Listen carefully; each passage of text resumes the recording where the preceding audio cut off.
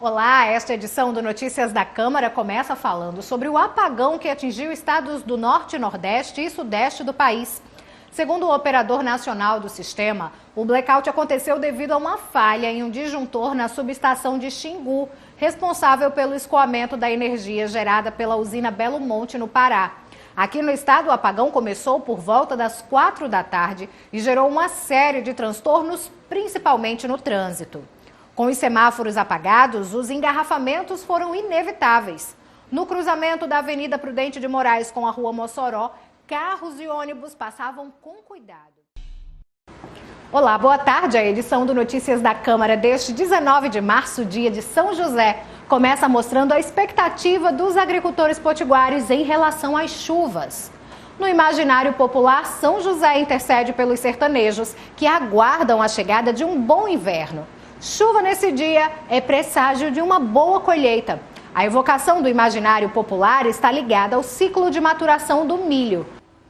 O novo prefeito de Natal tomou posse na noite dessa terça-feira em cerimônia conduzida pela Câmara Municipal.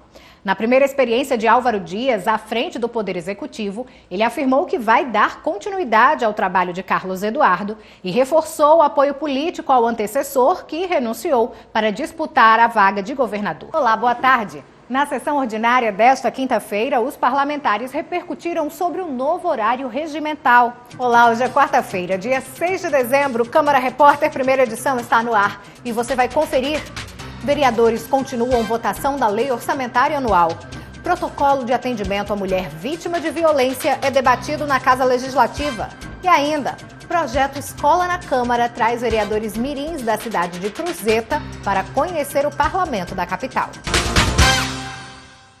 Os servidores públicos estaduais que ganham entre R$2.000 e R$4.000 recebem hoje os vencimentos referentes ao mês de outubro. Para os ativos, o crédito já está disponível nas contas. Os pagamentos dos inativos serão depositados a partir das 2 horas da tarde. Vamos agora ao Legislativo Municipal. Na sessão ordinária de hoje, os vereadores deram continuidade à votação da Lei Orçamentária Anual. Olá, boa tarde. O Câmara Repórter desta terça-feira, dia 9 de maio, está no ar. Nós começamos essa edição falando sobre a suspensão dos voos noturnos no Aeroporto Internacional Aloysio Alves para a realização de obras na pista. Entre os dias 10 de setembro e 15 de outubro, a logística e operacionalização de pousos e decolagens dos voos será interrompida durante a noite. A TAP, companhia aérea portuguesa e única que opera voos internacionais diretos para a Europa, foi a primeira a anunciar a suspensão dos voos em solo potiguar no período das obras.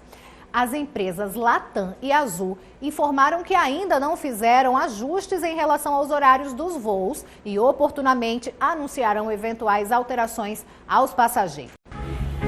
Estou aqui terminando de me arrumar porque o final de semana já começou e eu quero estar pronta para a balada, porque nesta sexta, sábado e domingo não vão faltar opções para você se divertir. Preste atenção nas dicas que eu estou trazendo. E na Cidade do Sol, a previsão do tempo garante um clima bom para cair na diversão. Tem samba, tem rock, tem teatro, tem várias opções para tirar você de casa. E eu vou começar dando uma dica de rock nacional.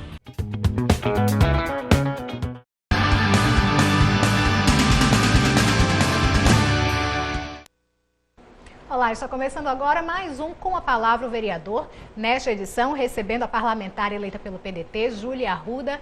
Vereadora, seja bem-vinda ao primeiro Com a Palavra que a senhora grava em 2017. E vamos falar um pouquinho sobre como é que foi o carnaval, o balanço que a senhora faz da campanha Carnaval Sem Machismo aqui em Natal. Primeiramente, olá, Ariane. Queria cumprimentar os telespectadores. Outro projeto de autoria também do senhor, que vai começar a tramitar nas comissões da casa, é o SUS Estou Aqui.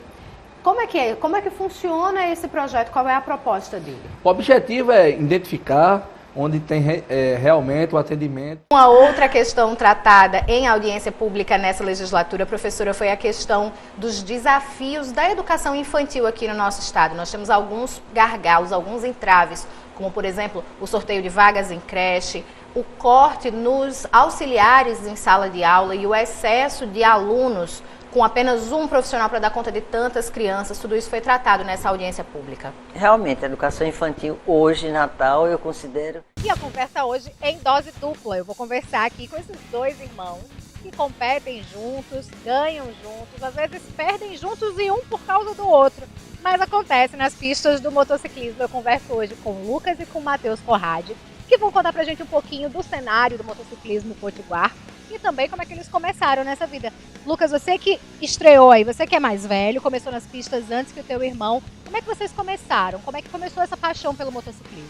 A gente começou pelo nosso pai ter sido piloto da vida. A Corregedoria de Justiça do Rio Grande do Norte vai realizar uma série de audiências públicas com o objetivo de ouvir as boas práticas que vão resultar no aprimoramento do trabalho do Judiciário. A Corregedora-Geral de Justiça, a desembargadora Maria Zeneide Bezerra, está aqui para explicar para a gente como é que vai funcionar essas reuniões. A ideia principal é de aproximar, de a gente ter um resultado. Olhando assim, parece até que elas são todas iguais, mas não são não. Os diferentes modelos de bike permitem possibilidades e desempenhos diferentes na hora de pedalar. Para fazer a escolha certa, o primeiro passo é definir qual é o seu objetivo. No ano passado, uma medida provisória alterou a forma de pagamento do abono. Se antes o trabalhador recebia o salário mínimo integral, agora o valor pago é proporcional aos dias trabalhados. Ou seja, quem em 2016, ano base atual, trabalhou um mês, vai receber R$ 78,08. Quem trabalhou 2 meses recebe R$ 156,16 e assim por diante. A fórmula para saber quanto vai ser o PIS é bem simples. Basta pegar o valor do salário mínimo, dividir por 12 e o resultado é só multiplicar pela quantidade de meses que você trabalhou. E se essa temperatura não abaixasse, os motores fundiriam e travariam imediatamente. É nessa hora que entra em cena o sistema de arrefecimento, com a missão de resfriar rapidamente o motor. As motos de média e alta cilindradas e grande desempenho geralmente utilizam sistemas a líquido, como esse aqui, justamente por oferecer mais eficiência na hora de baixar a temperatura. A autorização judicial só será necessária em 2 situações: quando a criança embarcar sozinha em um voo doméstico ou em viagens internacionais, quando um dos pais não autorizar por escrito o embarque. Se ser assaltado e ficar sem o carro é ruim, pior é quando o veículo é financiado, porque o carro vai, mas as parcelas para serem pagas ficam.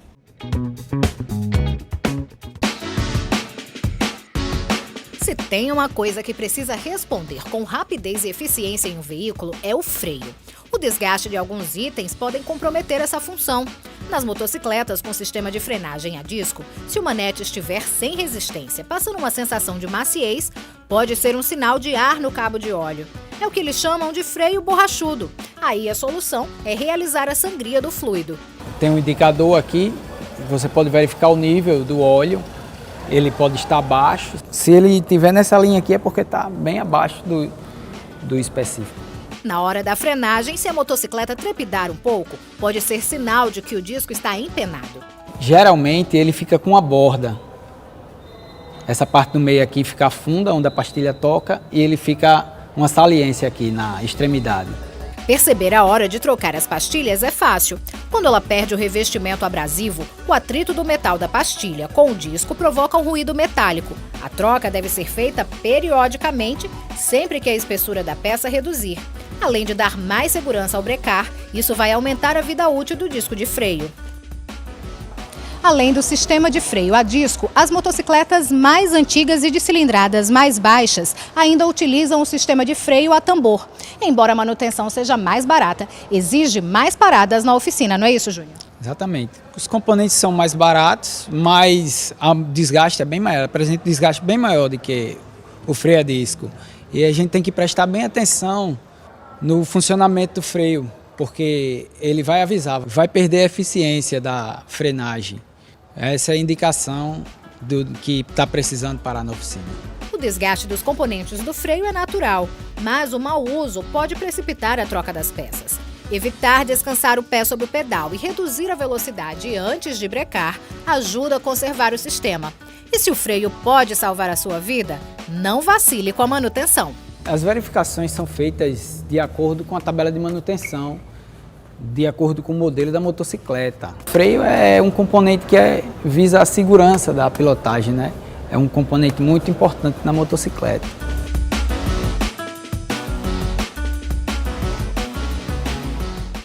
pedaladas fiscais. O termo ganhou destaque no noticiário nacional em 2016 e fez parte dos discursos de juristas, deputados, senadores e ministros. Mas poucas pessoas sabem explicar exatamente do que se trata. Sabe me explicar o que é a pedalada? Não sei não. Bem, eu sei que diz respeito à gestão financeira. E aí você faz usos indevidos e colocar em lugares que não deveria. Olha, pedalada fiscal eu não sei bem explicar, eu ouvi falar, mas não sei bem explicar o que é pedalada fiscal. Mas eu sei que pedalada tem a parte de corrupção, e muitas coisas envolvidas nisso aí.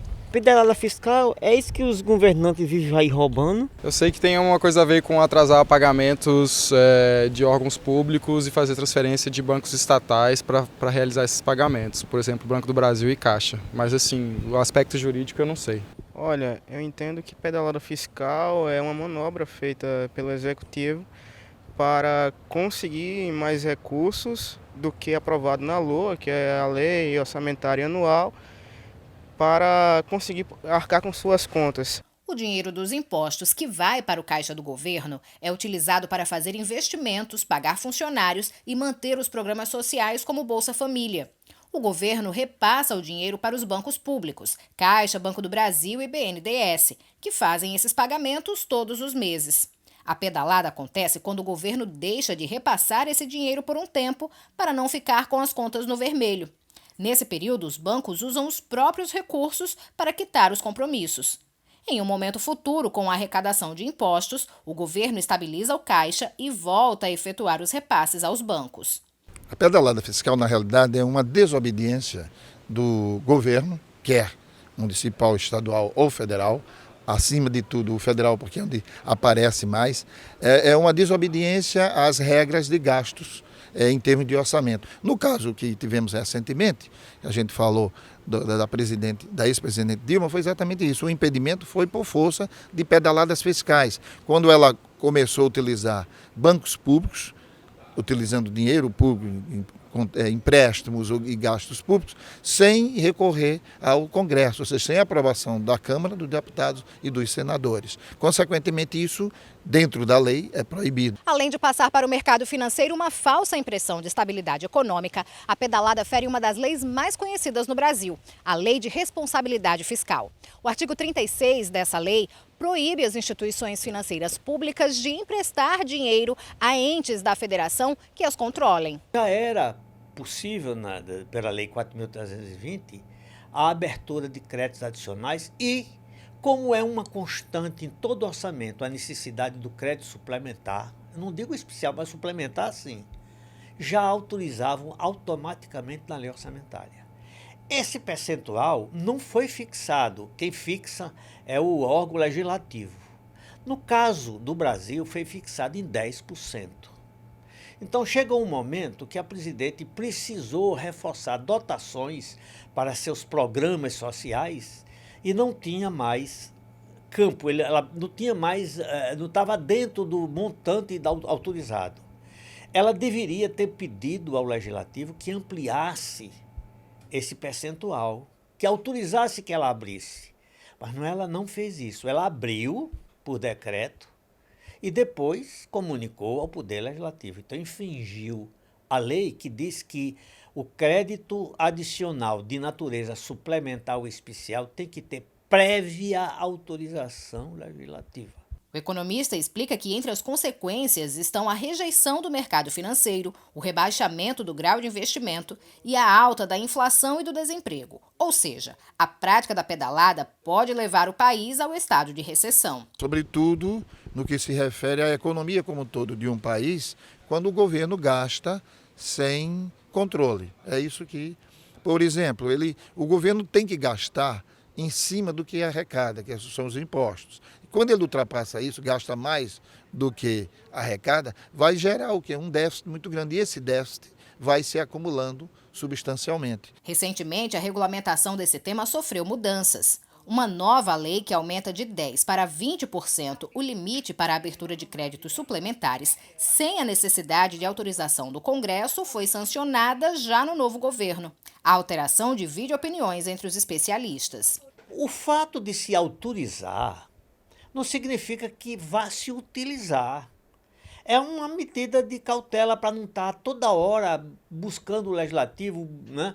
Ele já tem autorização, agora controle. Se for possível não usar tudo, não use. Eu só acrescento que promessas, e é isso que a gente está fazendo, promessa para gastar com saúde, promessa para gastar com educação, isso é dívida.